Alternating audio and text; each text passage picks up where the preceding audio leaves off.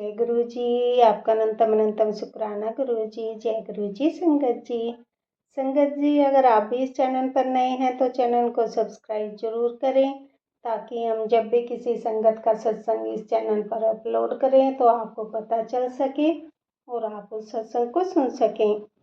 संगत जी, अगर आप भी अपना शुक्राना सत्संग शेयर करना चाहते हैं तो दिए गए व्हाट्सएप नंबर पर भेज सकते हैं। वीडियो, ऑडियो या लिखकर आपके लिखे हुए सत्संग को हम अपनी आवाज़ में रिकॉर्ड करके दूसरी संगत तक पहुंचाएंगे। संगत जी, आज मैं जीना आंटी जी का सत्संग आपके साथ शेयर करूंगी। उन्होंने अपनी आवाज़ में रिकॉर्ड करके हमें सत्संग भेजा है। मैं सत्संग को शेयर करने से पहले गुरु जी का मंत्र जाप करना चाहूँगी। ओम नमः शिवाय, शिव जी सदा सहाय। ओम नमः शिवाय, गुरु जी सदा सहाय। ओम नमः शिवाय, शिव जी सदा सहाय। ओम नमः शिवाय, गुरु जी सदा सहाय। जय गुरु जी। जय गुरु जी। संगत जी, मेरा आपसे निवेदन है कि आप सत्संग को पूरा सुने, आधा अधूरा सत्संग ना सुने, क्योंकि हमें आधा अधूरा सत्संग सुनने से गुरु जी की आधी अधूरी ही ब्लेसिंग मिलती है, और सत्संग में ही हमारे लिए गुरु जी ने ब्लेसिंग दी हुई होती है। हम उन्हें उसे ही आधा सुनेंगे तो हमें आधी ही ब्लेसिंग मिलती है। इसलिए संगत जी, आप सत्संग को पूरा सुने, आधा अधूरा सत्संग ना सुने। कि संगत जी, गुरु जी यही कहते थे कि सत्संग सुनाने वाले का भला और सत्संग सुनने वाले का भी भला। संगत जी, अब हम आंटी जी का सत्संग सुनेंगे, जिन्होंने हमें अपनी आवाज़ में रिकॉर्ड करके हमें भेजा है। जय गुरु जी। जय गुरु जी। संगत जी, जय गुरु जी। शुक्राना गुरु जी। ओम नमः शिवाय, शिव जी सदा सहाय। ओम नमः शिवाय, गुरु जी सदा सहाय।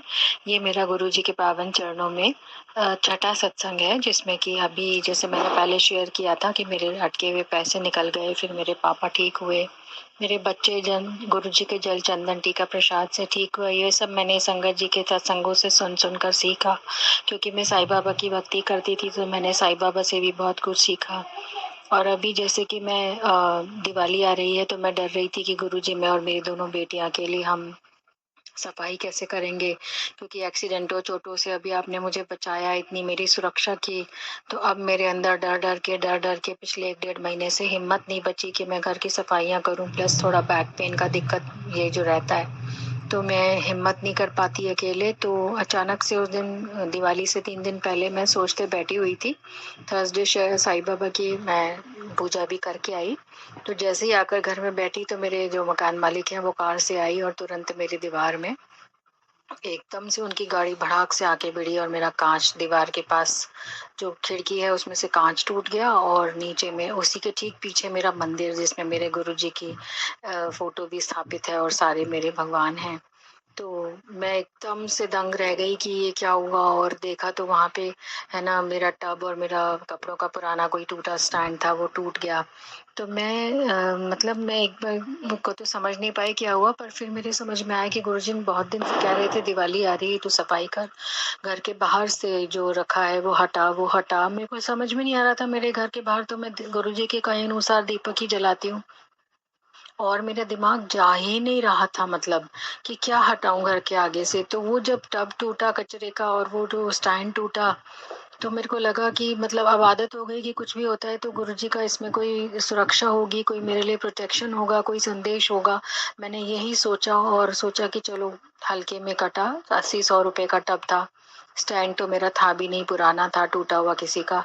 तो वो सब हट गया। तो वो सब आगे से जैसे ही हटा तो मुझे लगा कि कांच टूटा है, बस मेरा और कोई ज्यादा मोटा नुकसान नहीं हुआ, और उनकी भी हल्की सी गाड़ी में आगे डेंट आया था, बाकी कोई ज्यादा, क्योंकि अगर ज्यादा जोर से भिड़ती गाड़ी तो शायद दीवार ही उड़ जाती या मेरा मंदिर उड़ जाता, क्योंकि जस्ट ठीक पीछे मतलब मंदिर था मेरा। तो कैसे बचे, कैसे सुरक्षा हुई, कैसे कोई बड़ा चीज आनी थी जो छोटे पे टली है, जो मेरे ऊपर आनी थी, लेकिन सिर्फ चीजें टूट गई और वो भी जो गुरुजी हटवाना चाह रहे थे, ये समझ में आया मुझे। तो मैं बहुत खुश हुई कि नहीं, कोई बड़ा संकट था तो छोटे पे टला। जय गुरुजी, शुक्राना गुरुजी, कितना ही शुक्राना करूं, क्योंकि मुझे लग रहा था कि 2-3 बार मेरी चोटें बची हैं तो कहीं ना कहीं तो वो कष्ट जाएगा ही। तो वो कष्ट गुरुजी ने इस तरह से टाल दिया, क्योंकि मैं लगातार पिछले महीने सवा महीने से ऐसी स्थिति हो गई मेरी कि सत्संग जैसे खींच खींच कर गुरुजी मुझे सुना रहे हैं, सुनाते सुनाते। जो मैंने पहले सत्संग में शेयर किया था कि मेरी आग लगने से कैसे बची, और फिर अब ये इस तरह से भिड़ा, तो मतलब मैं शेयर करना चाह रही थी कि और भी संगत जी सुने और समझें। और उसके बाद मैं सोच रही थी गुरु जी अब इतना कुछ सह लिया तो मुझे लग रहा है कि मैं ना सफाई नहीं कर पाऊंगी। इस गुरु जी मुझे इस बात के लिए क्षमा कर दीजिए। और मुझे बार बार दिवाली आ गई, तुझे सफाई नहीं करनी, तेरे घर में कोना कोना साफ नहीं किया, तूने अभी तक दवा शुरू नहीं करी। मैंने कहा गुरु जी नहीं हो पाएगा मेरे से अकेले, मैं कैसे करूँ, घर इतना गंदा पड़ा है, मंदिर तक मेरा इतना गंदा पड़ा है 2 साल से, मैं मतलब कैसे बीमारियों और इन चीजों से निकल रही हूँ। तो गुरुजी मतलब उस दिन धनतेरस वाले दिन मैंने अपनी मेड को बोला था कि तू थोड़ी बहुत सफाई करा देना। उसने मुझे कहा था कि ठीक है भाभी मैं कर दूंगी धुलाई वगैरह। तो मैं निश्चिंत हो गई, पर वो आई नहीं। धनतेरस से एक दिन पहले भी, धनतेरस वाले दिन सुबह आई तो बोली कि मैं है ना मैंने 2-3 लोगों से बात की थी, तो मैंने मेरे तो कोई नहीं आ रहा है तो मेरे पति ही आ जाएंगे, वो उसको आता है काम और वो कर देगा। मैंने कहा चलो ठीक है। वो मुझे कह के गई आप टेंशन मत लो। तो गुरुजी ने इस तरह मेरी टेंशन हल्की कराई। लेकिन जब वो अगले दिन आए, दोनों सफाई कर रहे हैं, तो मुझे बहुत डर लग रहा था कि इतना घर फैला हुआ है, इतने जाले वाले, गंदगी काफी हो रही है। तो उन्होंने तो ऐसे बढ़िया तरह से 2 घंटे में पूरा किचन वगैरह अच्छे से सब जाले वाले रूम्स के झाड़े, रूम्स को धोया, सब कुछ बहुत प्रॉपर तरीके से 2-3 घंटे में करके, और आराम से मैंने जो पैसे सोचे थे उनको दिए और बड़ी खुशी खुशी लेके वो चले गए। और मेरा पूरा घर 2-3 घंटे में चमक रहा था। हमने वापस चीजें जमाई, उसके बाद किचन देखा, सब कुछ अविश्वसनीय है। 1-2 चीजें रह गई थी तो फिर मैंने उसको बोला, क्योंकि उसके बच्चे छोटे थे, उनको दोनों को जाना था। मैंने कहा ठीक है तुम जाओ, कुछ खाना दाल वाल भी, उसने कहा मैं ले जाती हूँ। मैंने कहा ठीक है तूने खाना बनाया ले जा। ले गई। और इस तरह से मेरा सिर्फ मैं बैठी रही, मैंने को कुछ भी नहीं करना पड़ा। 1-2 चीजें उसने पूछी कि भाभी ये क्या है ये क्या है, बस उसने बताया मैंने, फिर मैं बैठ गई, क्योंकि मेरे को अपने बैक पेन से थोड़ा डर लगता है। 2-2.5-3 साल पहले मेरे काफी रहा है। तो बड़े आराम से वो सफाई, जैसे गुरुजी ने स्वयं ही उस लड़के को, उसके पति को भेजा। जो मैं उससे कह रही हूँ, मैंने कहा यार ना तूने सोचा ना मैंने सोचा, हमारे तो दिमाग में ही नहीं थी। बोली हाँ भाभी मैं भी नहीं सोच पा रही थी। जब कईयों से बात कर रही थी मैं, तो फिर मेरे पति ने बोला कि मैं ही कर दूंगा ना। तो मैंने कहा ठीक है बढ़िया है, मेरे को भी खुशी होगी कि तुम अच्छी लड़की हो, तो तुम्हें ही मैं पैसे दे के मुझे खुशी भी मिलेगी कि चलो। तो मैंने उसे अच्छी तरह से सब दिया। उसके बाद सारा घर साफ हो गया, मंदिर रह गया था। फिर मैं कह रही थी गुरुजी अब मंदिर नहीं कर पाऊंगी क्योंकि मेरे बस का नहीं है। लेकिन अगले दिन पता नहीं मैं गुरुजी का मंत्र जाप, जैसे मैंने बताया, मैं सुबह शाम बैठे बैठे, उठते बैठते, सोते जागते रटती ही रहती हूँ। तो अचानक मैं मंत्र जाप करते करते उठी और मेरे मन में आया कि नहीं तो मंदिर साफ कर। मेरे को किसी शक्ति ने जैसे उठाया, मैं उठ के और मंदिर साफ कर रही हूँ। और मैंने मंदिर इतना सुंदर साफ कर लिया है, 1 घंटे के अंदर अंदर सारा झाड़ पहुंच के दोबारा नहीं चल रही। बच्चे इतने खुश हो गए देखकर कि मम्मी अब कितना सुंदर लग रहा है मंदिर। मैंने कहा बेटा देखो ये मैंने नहीं है, गुरुजी ने ही करवाया है, क्योंकि वो ही चाहते हैं। क्योंकि मेरे को लग रहा था मैं तो नहीं कर पाऊंगी गुरुजी, मेरे तो बस की नहीं है कि मैं इतना गंदा 2 साल से मैं कर ही नहीं पाई, तो अब क्या कर पाऊंगी। मतलब निराश हो चुकी थी मैं। और फिर वो मंदिर मेरा साफ हो गया। फिर हमारे घर दिवाली पे जगमगा रहा था, मतलब साफ सुथरा कोना हर जगह। अगले दिन चेयर्स वगैरह थोड़ी पुछवानी रह गई थी, वो मैंने मेड से पुछवाई, फ्रिज साफ करवाया, उसने खुद ही कहा मैं कर दूंगी। और अगले दिन आके वो भी साफ हो गया, हर चीज मेरी साफ हो गई। 2 हमारे रूम में आले हैं तो वो मेरे बच्चों ने साफ कर दिए और बेडशीट्स वगैरह चेंज कर दी। तो मेरा घर तो इतना सुंदर, गुरुजी ने कहा था दिवाली पे अब की बार तो खुशियां मनाएगी। और मेरे तो जैसे है ना, काटो तो खून नहीं। और कुछ लोगों का हमारा डिवोर्स के बाद इंटरफेरेंस अभी भी चल रहा था, तो वो भी अब की बार नहीं आ पाए इंटरफेयर करने की। बच्चों को कपड़े हम दिलाएंगे, मैं चाह रही थी कि मैं ही करूं, मतलब मैं किसी तरह। तो उनका खुद ही आ गया कि हम नहीं आ पाएंगे, हम बिजी हो रहे हैं। तो मैंने गुरुजी का इस बात का तो बेहद, सबसे ज्यादा डर मुझे इसी बात का था। और बेहद शुक्राना गुरुजी कि हमने खुद ने, बच्चों के कपड़े इतने सुंदर आए। फिर मेरी बेटी को है ना सारा घर साफ हो गया, फिर उसको थोड़ा सा गले में इरिटेशन हुई डस्ट से, तो मैंने कहा जुकाम हो रहा था उसको रात को, तो मैंने कहा तू बेटा गुरुजी का घी लगा चरणों में लगा के, उसने लगाया, अगले दिन बिल्कुल ठीक। फिर छोटी वाली दिवाली वाले दिन शाम तक उसको थोड़ा हमने डस्ट झाड़ी थी भाई ने और मैंने मिलके, तो उसको फिर से वो कफ और ये इतना ज्यादा हो गया, तो मैंने कहा तुरंत तो गुरुजी का घी तेल लगा, तो वो तुरंत उसने लगाया और वो ठीक हो गई। आधे घंटे बाद आराम से फ्रेंड्स के घर नया सूट पहन के घूमने गई। उसके कपड़ों की भी कहानी है कि उसके कपड़े आने थे 4 नवंबर को जो हमने ऑर्डर किए थे, तो मैंने उसको बोला कि बेटा तू प्रे कर, गुरुजी को बोल के सोना कि गुरुजी मेरे दिवाली दिन, वो बार बार बोल गुरुजी मेरा दिवाली दिन आ जाए ताकि मैं पहन लूं अपना नया सूट।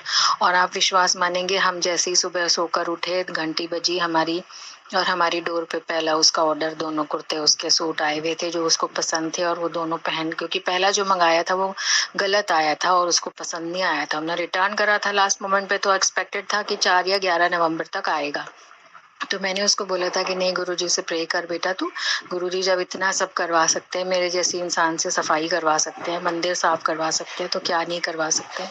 तो एक बार पहले भी एक मेरा मावस में मुझे कोई चीज मंदिर में चढ़ाने की चाहिए थी, तो वो मेरी भी तभी भी गुरुजी मेरे जब जीवन में नए नए आए थे, तो उन्हीं की कृपा से उस वक्त मेरा वो ऑर्डर भी आ गया था जो मैं चढ़ा पाई थी। मुझे कुछ शंख चढ़ाने थे मंदिर में, तो वो मेरे आ गए थे, तो मैंने उसे याद दिलाया कि मेरा भी ऑर्डर एक दिन अनएक्सपेक्टेड आया था। तो हम दिवाली वाले दिन उसके कुर्ते आए और वो इतनी खुश हुई उन्हें पहनकर ही मनाई, फ्रेंड्स के साथ घूमने भी गई, सब कुछ अच्छे से हुआ बच्चों ने।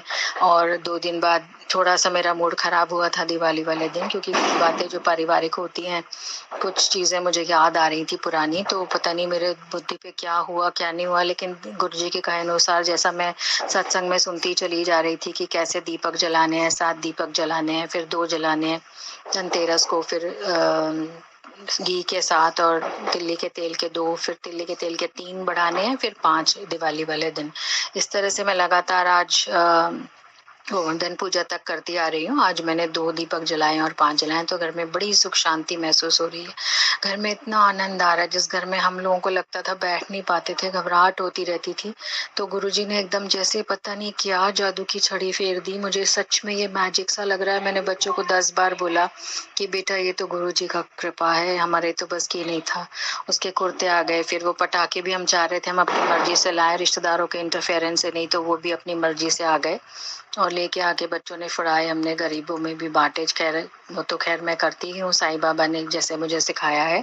फिर मैं माता काली के मंदिर जाना चाह रही थी, तो वो भी मैं जा पाई उस दिन। मेरी बड़ी इच्छा थी कि मैं जो जैसे कि पूज्य गुरुदेव जी प्रदीप मिश्रा जी बताते हैं कि पीपल के पेड़ के नीचे या कहीं पे, या बेलपत्री के पेड़ के नीचे, या आंवले के पेड़ के नीचे दीपक जलाने हैं 3, कोई से भी एक के नीचे दिवाली वाले दिन। तो वो भी मेरे को वहां जाकर याद आ गया और मैं उन्हें जला पाई।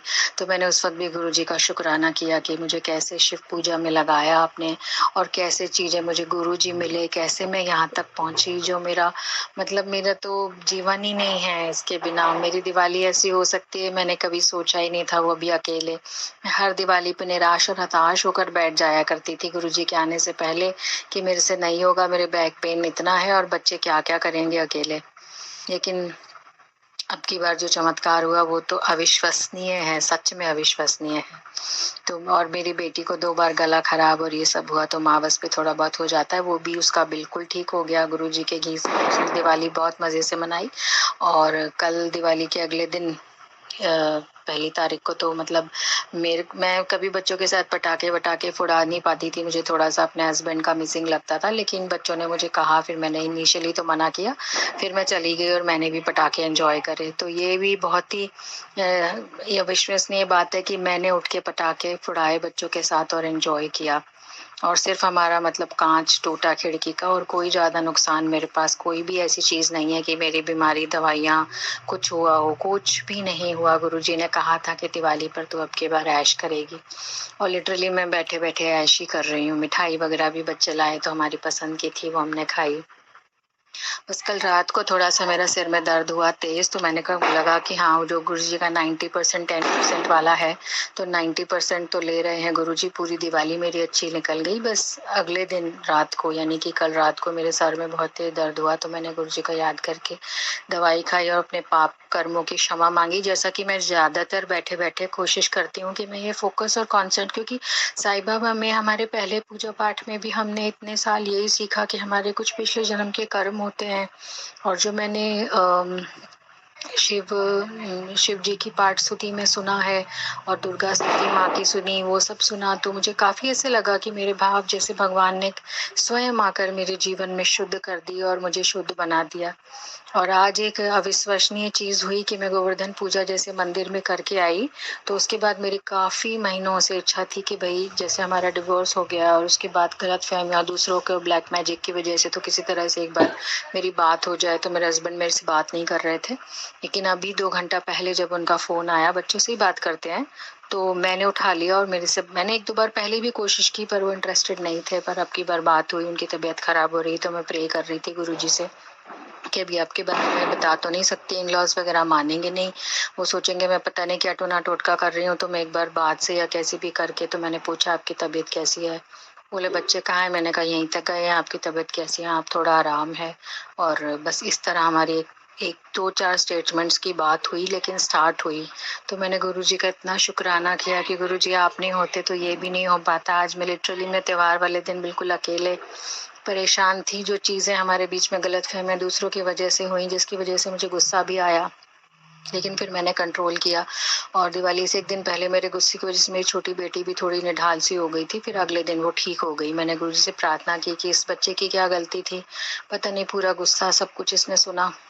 पर आज जब हस्बैंड से बात हुई, मैंने पूछा तबीयत कैसी, बोले हाँ पहले से आराम है, बच्चे कब आएंगे। मैंने कहा अभी यहीं तक गए हैं, मैं बात कराती हूँ। बोले नहीं नहीं बात करना अभी, क्योंकि उनको दूसरी शादी वगैरह में शायद फंसा दिया गया है, तो वो सिचुएशन बहुत ऑड हो जाती है।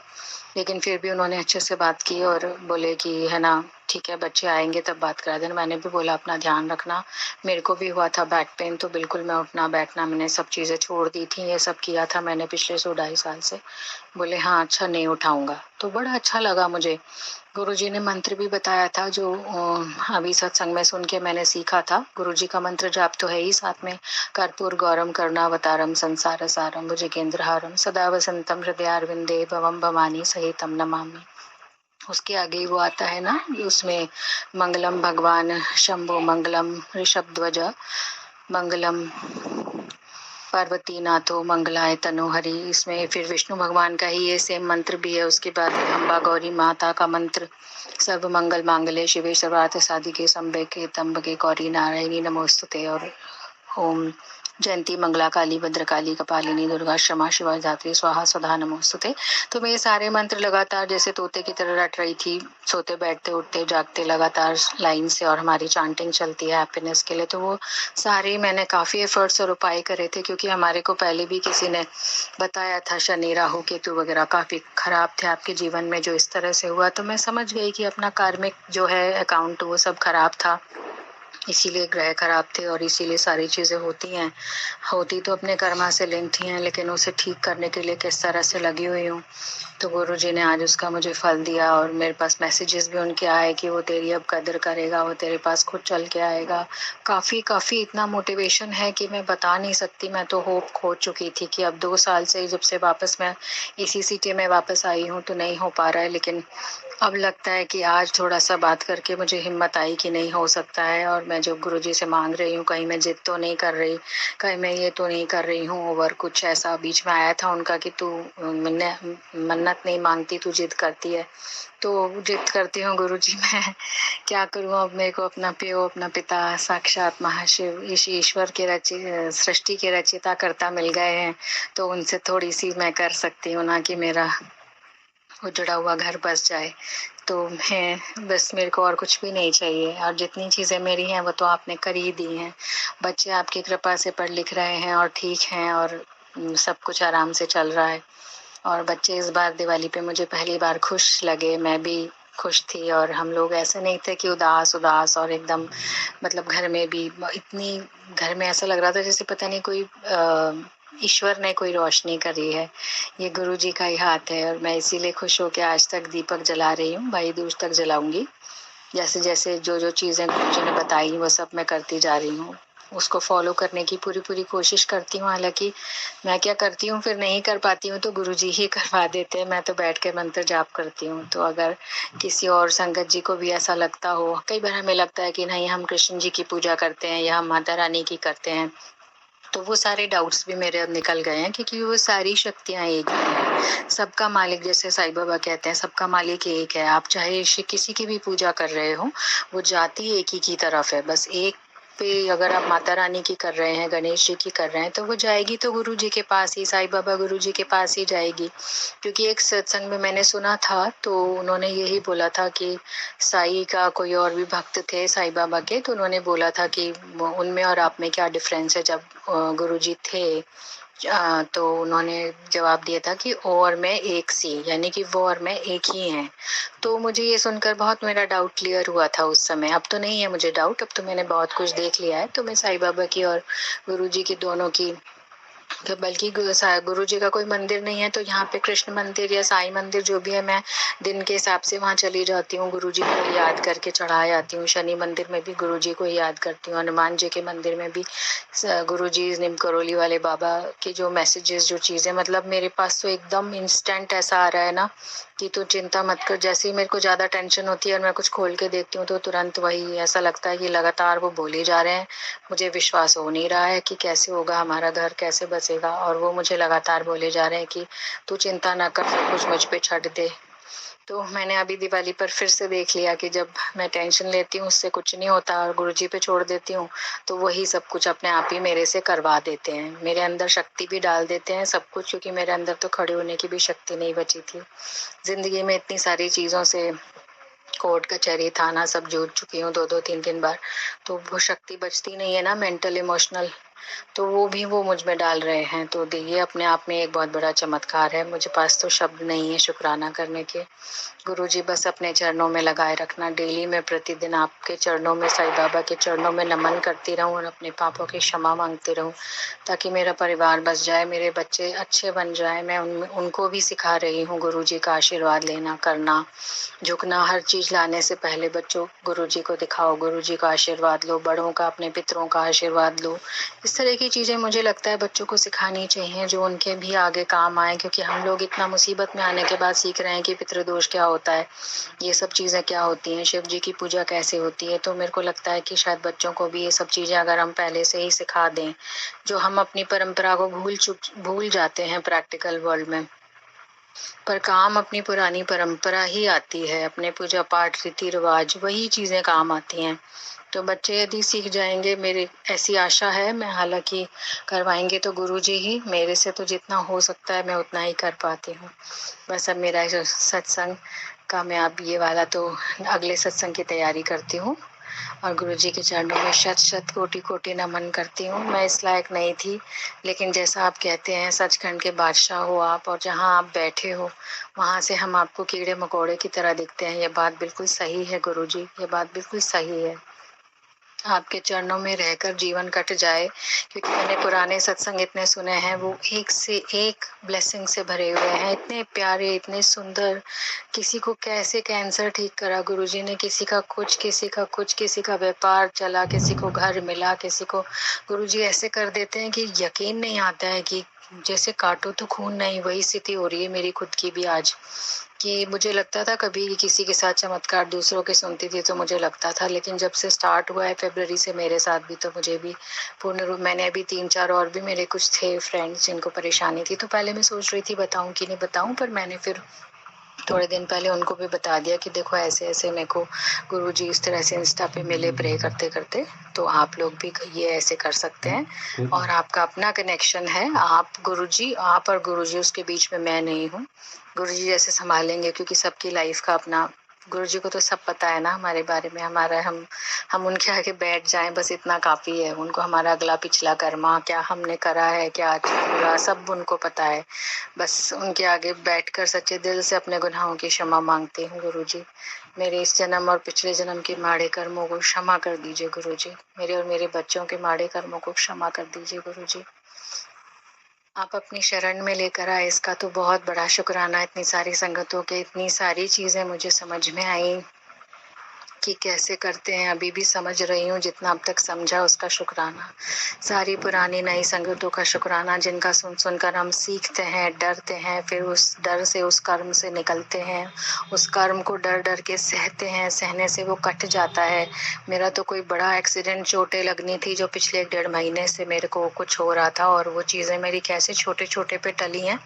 और आज भी पूजा करते वक्त अगरबत्ती मेरी जरा सी बेड पे गिर गई और उसमें हल्का हल्का छेद आया, ज़्यादा कोई घर नहीं जला, कुछ भी नहीं हुआ। तो वो मेरा कष्ट कैसे हल्कों में काटते हैं गुरुजी। तो मैं सबसे यही कहूँगी कि जैसे मैं बिल्कुल सत्संगों में डूब गई थी इन दिनों, सत्संग सुनने से ही कष्ट कट जाते हैं, ये बात वास्तव में सही है। सत्संग सुनते रहिए, सुनते भले डरावने लगे, भयानक लगे, लेकिन वो कष्ट आपके कट जाते हैं उस डर को सहने से। बस इतना ही बोलूंगी। अगले सत्संग की तैयारी करती हूँ। जय गुरु जी, शुक्राना गुरु जी। ओम नमः शिवाय, शिव जी सदा सहाय। ओम नमः शिवाय, गुरु जी सदा सहाय। जी अभी हमने आंटी जी का सत्संग सुना और मैं आज के सत्संग को आगे बढ़ाते हुए गुरु जी का मंत्र जाप करना चाहूँगी। ओम नमः शिवाय, शिव जी सदा सहाय। ओम नमः शिवाय, गुरु जी सदा सहाय।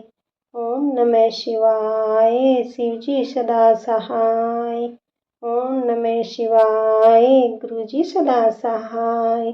जय गुरु जी, जय गुरु जी संगत जी।